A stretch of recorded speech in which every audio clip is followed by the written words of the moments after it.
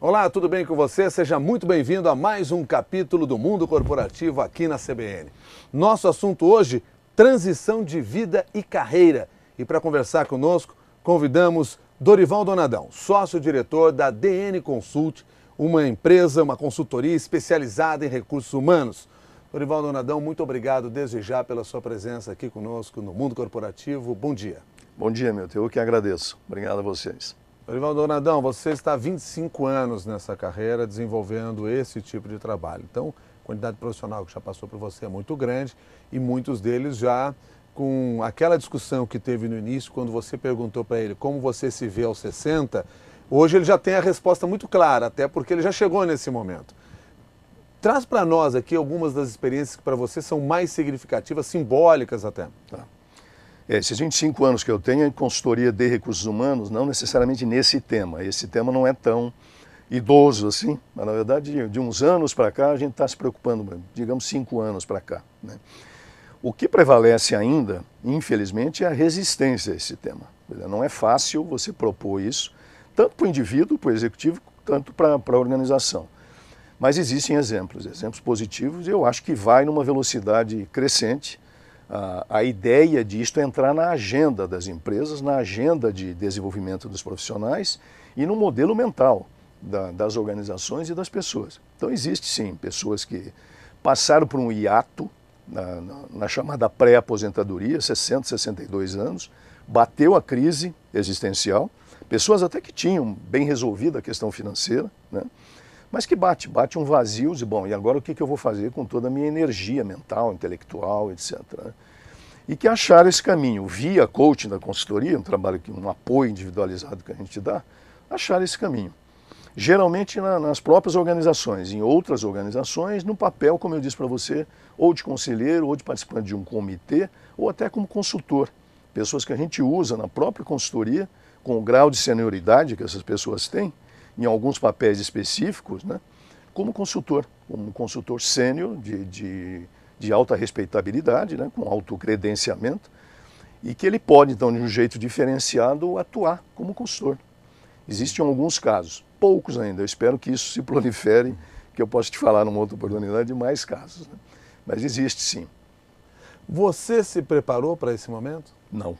Quer dizer, eu sou exemplo de pessoas que lá atrás, quando eu tinha 30, 35, todo esse cenário que nós estamos comentando hoje era algo muito distante. Quer dizer, nós não imaginávamos que, primeiro, o Brasil evoluísse da forma como evoluiu, em termos de economia, de fortalecimento das suas estruturas, do seu negócio. Quer dizer, hoje, o Brasil tem uma vitalidade como país que não tinha, e a gente não tinha grandes expectativas que isso acontecesse. Então, na verdade, com 30, 35, eu enveredei aí pela área de humanas, de recursos humanos, por casualidade. Eu trabalhava com outra coisa e entrei em recursos humanos. Mas logo, aos 40 ou 42, esse fato bateu na minha cabeça. Não me preparei com os 30, 35, mas me preparei a tempo, com 40, 45, para redirecionar, e foi isso que eu fiz indo para a consultoria, montando uma consultoria. Porque conversando com você aqui, você não me deu nenhum sinal de que você quer trabalhar como cozinheiro nem como músico. Não. Você quer seguir em frente nessa função. Um bom tempo. O seu projeto é esse. Eu vou usar a música para apreciar como ouvinte, mas eu quero continuar nesse caminho, tenho a expectativa de continuar um bom tempo ajudando empresas, organizações e executivos, não só nesse tema, não é o único tema que eu trabalho, mas é um tema que eu estou colocando muita expectativa como um tema altamente contributivo, né? Tanto para as pessoas quanto para as empresas. E você tem do outro lado também a questão de se ele permanece naquela posição, mesmo depois de 60, 70, 65, 70 anos, dentro da própria empresa, um processo de sucessão fica prejudicado. E aí você acaba retendo ou impedindo que os seus talentos consigam crescer. Você cria barreiras, por um lado, quer dizer, há uma extensão saudável desse tempo, né? Nós estamos falando em parar aos 60, que é uma política anacrônica, quer dizer, muitas empresas estão revendo isso, mas isso não vai muito além do que 65, 68 anos, para dar essa mobilidade das pessoas subirem na hierarquia. Mas também está havendo uma outra mudança, que é a flexibilização de carreira. Quer dizer, hoje você não precisa necessariamente chegar a presidente para você ter poder, influência, remuneração compatível com o de presidente. Quer dizer, a famosa carreira em Y, que já tem um bom tempo no Brasil, te permite ir para o nível técnico, para o nível de consultoria interna, alguma coisa desse nível, e que você ganha igualmente. Outra possibilidade é você virar um coach, né? O fenômeno do coaching também é muito forte no Brasil, e muitos profissionais saem da empresa e continuam como coach dos seus próprios pares, né? É uma outra possibilidade. São muitos desenhos. Agora, isso tem que ser decidido a partir dessa reflexão, desse autoconhecimento, do cara se olhar no espelho e se enxergar um pouco além. Você se referiu aqui que o ideal é começar a pensar nisso lá por volta de 29, 30, 35 anos. Mas não é o normal. Nós sabemos que muitos profissionais começam a chegar próximo do período de aposentadoria e aí é que surge a preocupação. Mesmo nessa situação, há como reverter esse cenário e desenvolver um programa de transição de vida e carreira com resultados positivos? Acho que há, e até algumas empresas estão fazendo isso como parte do pacote de desenvolvimento dos chamados talentos, né? Não é comum o cara com 30 e 35 começar a se ver com 65, mas há um outro fator motivacional para isso.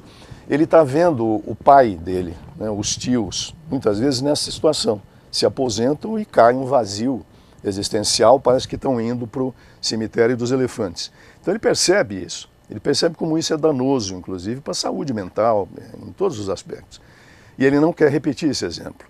Então, um mínimo de sensibilidade há nesse cara de 30 a 35, porque ele tem alguns exemplos de pessoas que estão nessa sinuca, né? Estão com 65, 70, se sentindo fortes, produtivos, perfeitamente lúcidos, né? E sem possibilidade de produzir, quer dizer, sem um espaço organizacional onde ele possa ser produtivo.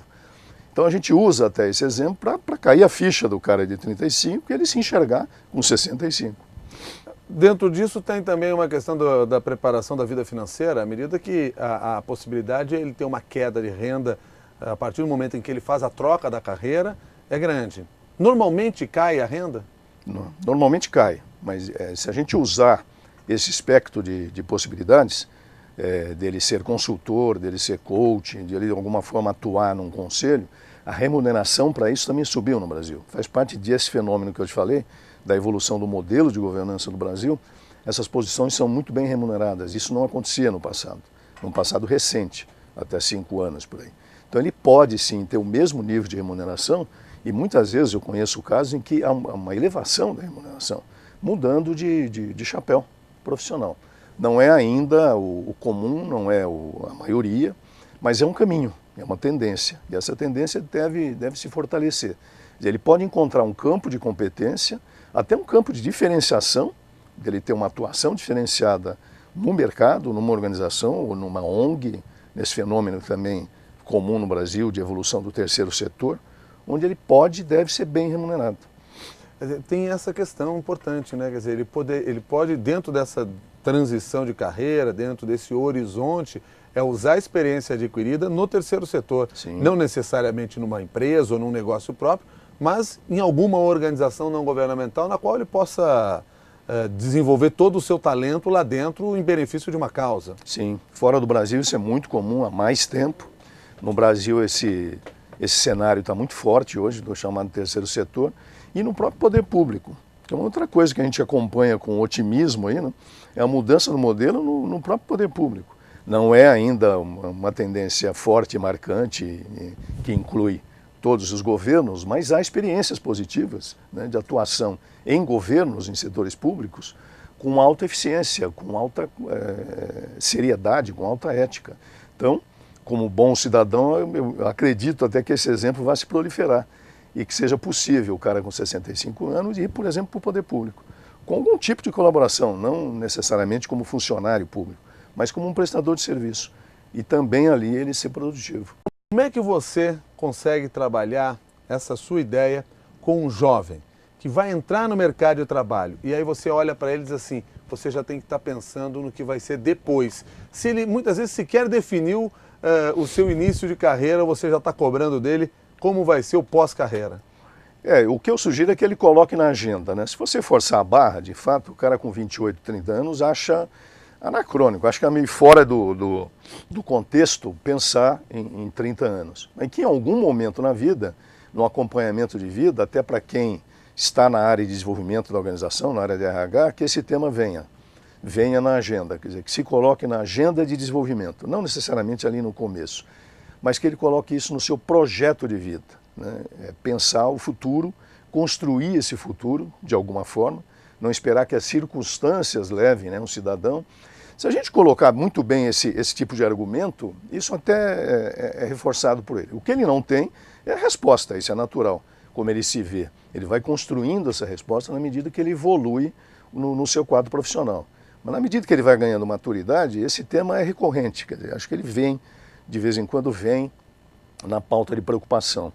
O fundamental é que ele não apenas se preocupe, né, mas que ele faça alguma coisa com isso, que ele se encaminhe de alguma maneira para esse futuro que ele está construindo, que ele se capacite para isso. Enquanto nós conversávamos aqui sobre esses profissionais mais maduros e que começam a ter que pensar no pós-carreira, eu fico pensando também o quanto a família dele tem de estar preparada para aquele momento. Quando você pega um profissional que tem um determinado status, de repente ele vai perder aquilo e ele resolve seguir por um caminho completamente diferente. Como é que a família vai reagir nisso? O envolvimento da família nessa discussão é importante? É fundamental. Quando eu te falei da perda do sobrenome, muitas vezes a perda do sobrenome afeta o indivíduo, a autoestima dele, mas também a família, que é muito comum, né? A família também sentir orgulho pelo cartão de visita do executivo. Aí, de repente, ele perde o cartão de visita, né? Ele perde o grande padrinho corporativo, né? E isso bate na autoestima da família. Então, é fundamental, sim. Está acontecendo muito fortemente isso com as empresas familiares no Brasil. Também há um trabalho de algumas consultorias especializadas em preparar a família, acionistas da organização, para desempenhar outro papel que não o de executivo, né? Mesmo contando com aquele patrimônio. Isso também não é muito comum. Da mesma forma, o executivo tem que preparar a sua família. E de repente ele perde, né, a participação acionária que ele tem na organização, o emblema, o status, a representação simbólica e social, o prestígio que isso dá e como é que isso se resolve. Então, você tem razão, acho que é um ponto fundamental. Pela sua experiência até aqui, qual é a tendência nessa questão hoje? Esses profissionais tendem a permanecer na empresa dentro de outras funções, como usando a expressão que você usou, trocando apenas o chapéu, ou a busca de um outro negócio, muitas vezes completamente diferente do ramo que ele vinha adotando? Ou as duas coisas, elas não são incompatíveis. Então, na verdade, eu conheço alguns exemplos de pessoas que diminuíram o seu tempo na empresa, mas continuam com um vínculo num desses organismos que eu te falei, mais informais, mas igualmente importantes, conselhos, comitês ou um papel de coach, e mesmo assim empreenderam, quer dizer, descobriram uma veia empreendedora, que é um dos processos que a gente provoca nessa autorreflexão. Quer dizer, o cara tem espírito empreendedor, ele se vê empreendendo alguma coisa, que tipo de empreendimento, em que setor, em que área, em qual papel, como acionista, como um empreendedor só financeiro, né? Ou se vê atuando nesse empreendimento. Então, não é incompatível o cara ter um empreendimento, ter, por exemplo, uma consultoria ou alguma outra coisa, uma franquia, alguma coisa nessa linha, e continuar trabalhando na empresa, com um outro papel. Pode voltar a ter que estudar? Ah, sim. Muito comum isso, né? E é muito saudável. Gente de 60, 65 anos buscando um outro campo de conhecimento, né? Complementando o perfil de competências que ele tem, estudando, lendo, participando de grupos de debate. Se você for a um evento da Casa do Saber, por exemplo, os eventos abertos lá, de promoção do conhecimento, de literatura, é comum você ver gente de 65, de 70 ou até mais, buscando uma fonte de conhecimento. Porque o cara está ávido ainda pelo conhecimento, ele ainda continua com fome de conhecimento, né? A idade cronológica não extinguiu, não diminuiu esse interesse, ao contrário, aguçou. E muitas vezes ele descobre uma área nova. O cara que nunca se interessou por um tema, história, geografia, cultura, alguma coisa desse tipo. E arqueologia, eu descobri um cara um dia desses que descobriu que ele gostaria de estudar arqueologia por prazer pessoal, não por aplicação profissional. Então também esse caminho de você ter um projeto de estudo que te dê prazer, e de preferência que te dê prazer e que te dê algum tipo de ação produtiva, é muito comum. Está acontecendo muito fortemente hoje. Você se referiu agora há pouco à Casa do Saber. Casa do Saber é um espaço cultural em São Paulo, né, como nós estamos falando aqui para todo o Brasil. Tem um espaço cultural em São Paulo que é aberto a essas discussões, realiza cursos, mas também tem espaços abertos para debates nos mais diferentes temas sempre bastante aprofundados, inclusive com grandes especialistas. Por isso você citou a Casa do Saber como uma demonstração de como se tem uma fonte de conhecimento grande que pode ser usufruída e já se usufrui. Quer dizer, as pessoas para buscar um maior conhecimento, né? É uma forma de você manter a busca do conhecimento de um jeito informal, mais estruturado, de alta profundidade, como você disse, não necessariamente na academia clássica, quer dizer, você buscando alguns organismos de promoção do conhecimento. Com todos os avanços, com todo o conhecimento que já se tem, o preconceito em relação ao profissional de 60 anos, ele ainda existe? Existe fortemente. Quer dizer, seria miopia não enxergar isso, né? Mas é um cenário que pode e deve mudar se os agentes que estão envolvidos nesse contexto, quer dizer, quem está lidando com esse assunto, se movimentar para a mudança. Começa com o próprio indivíduo. Quer dizer, ele próprio meio que se entrega, né? Aos 60, 62 já se acha velho, cansado, então querendo se retirar. Ele próprio alimenta o estigma, o preconceito, de que nessa idade há mesmo um decréscimo de interesse, de produtividade. E não é verdade, né? O que na verdade pode estar acontecendo aí, o desânimo vem pela falta de perspectiva do cara se ver no filme, nesse filme do futuro. Quer dizer, que papel que ele vai estar atuando. Então, a mudança começa pelo modelo mental do próprio cidadão. E aí a empresa apoiando. Quer dizer, se cidadão, empresa e outros organismos amadurecerem essa análise, essa reflexão, eu acho que isso muda rapidamente, mas existe o preconceito. O seu olhar de que haverá essa mudança se dá porque você é um otimista ou se dá porque você tem enxergado essa tendência nas empresas e nos profissionais? As duas coisas. Na verdade, eu vejo muitos exemplos até do camarada que entregou os pontos com 60, 62, se achou meio em fase de retirada e que rapidamente teve que rever isso.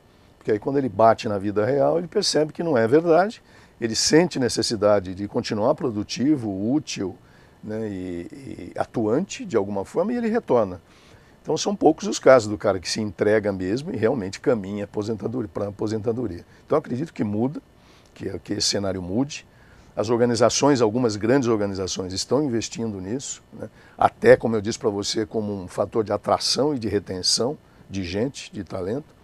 E é claro que isso não vai acontecer com todo o universo de profissionais. Isso acontece num segmento, num plano de executivos, né? Dorival Donadão, para aquele que nos acompanha aqui no mundo corporativo agora, nos ouviu até aqui, resume para nós aqui a mensagem que ele tem que perceber e começar a trabalhar. Nós chamamos de transição de vida e carreira esse tema porque é uma transição mesmo, quer dizer, você tem que preparar essa transição, uma ponte entre a realidade hoje e o futuro. É possível construir esse futuro profissional, quer dizer, quem está aí com 35, 40 anos, na alta maturidade profissional, com alta energia, se sentindo altamente produtivo, tem que pensar que daqui a 20 ou 30 anos pode pintar um grande ponto de interrogação, uma grande angústia até, do que ele vai fazer no chamado pós-trabalho formal, com 65, com 70 anos. E isso é possível construir, esse projeto que a gente chama de projeto de vida, é possível construir desde já, não é? Avaliando o seu perfil de competências, avaliando um quadro de possibilidades de atuação no mundo corporativo ou fora desse mundo, com alguma coisa que continue sendo produtivo e satisfatório para o cidadão. Enfim, é possível, viável, moldar o futuro e se preparar para ele. Ainda bem que nessa conversa aqui quem faz a pergunta sou eu, não é você. Porque eu fico pensando, se você me perguntasse, você já sabe o que vai fazer depois dos 60? Eu não sei se eu conseguiria responder claramente, mas a primeira coisa que me vem na ideia é continuar aqui conversando com você na Rádio CBN e no mundo corporativo. Dorival Donadão, muito obrigado pela sua gentileza, pelo seu conhecimento. Até uma nova oportunidade. Obrigado, Milton. Sucesso aí para você. Muito obrigado. Tchau. Dorival Donadão é sócio-diretor da DN Consult, consultoria especializada na área de recursos humanos. A você que nos acompanhou aqui nesse mundo corporativo, que eu espero continuar conversando durante muitos e muitos anos, inclusive depois dos 60 anos. Muito obrigado e até a próxima.